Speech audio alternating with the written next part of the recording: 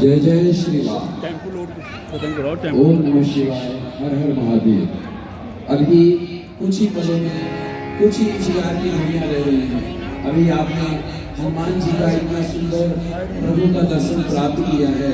अभी कुछ ही समय में हमारे प्रसिद्ध फिल्म अभिनेता, भोजपुरी फिल्मों के superstar, Bollywood film superstar Shri Khesari Lal Yadav ji हमारे बीच में कुछ ही समय में आने वाले हैं। जब तक के लिए प्रभु का आपने अभी हनुमान जी का प्रभु का दर्शन प्राप्त किया है।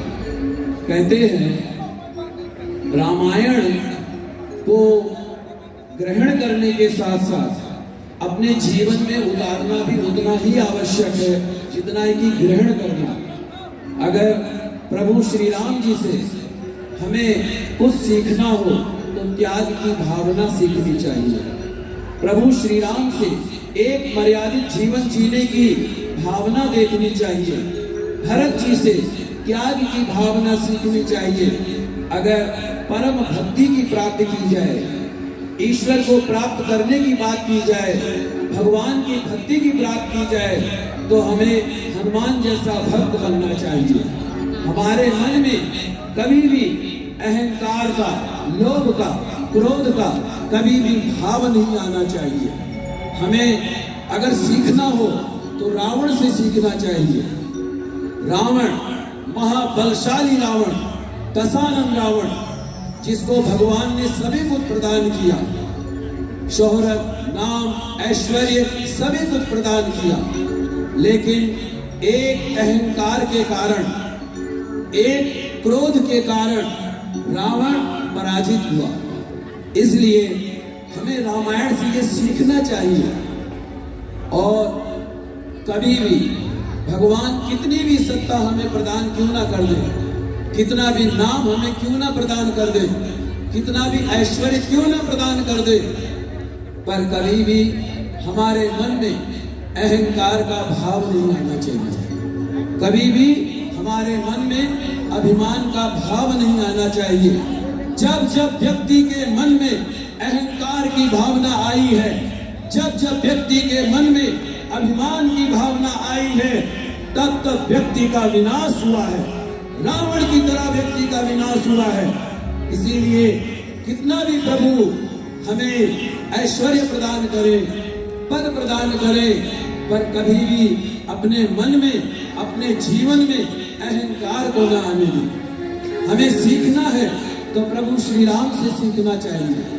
विनम्रता का भाव, सब कुछ प्राप्त होते हुए भी बिल्कुल विनम्र बने रहना है। जैसे कि फलदार वृक्ष सदा ही झुका रहता है, इसी तरह हमें हर वक्त अपने जीवन में विनम्रता का भाव रखना चाहिए।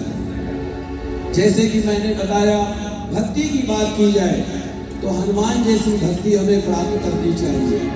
समर्पण की भावना की बात की जाए तो जिस तरह विभीषण ने प्रभु श्री राम के आगे अपने आप को समर्पण कर दिया, क्या कहा?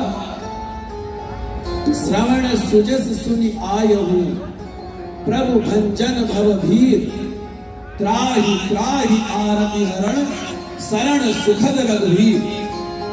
हमारे जीवन में जब समर्पण की भावना आ जाती है, हमारे जीवन में जब प्रभु के आगे नतमस्तक होने की भावना हो जाती है, तो भगवान हमारे सारे कर्मों को अपने ऊपर ले लेते हैं।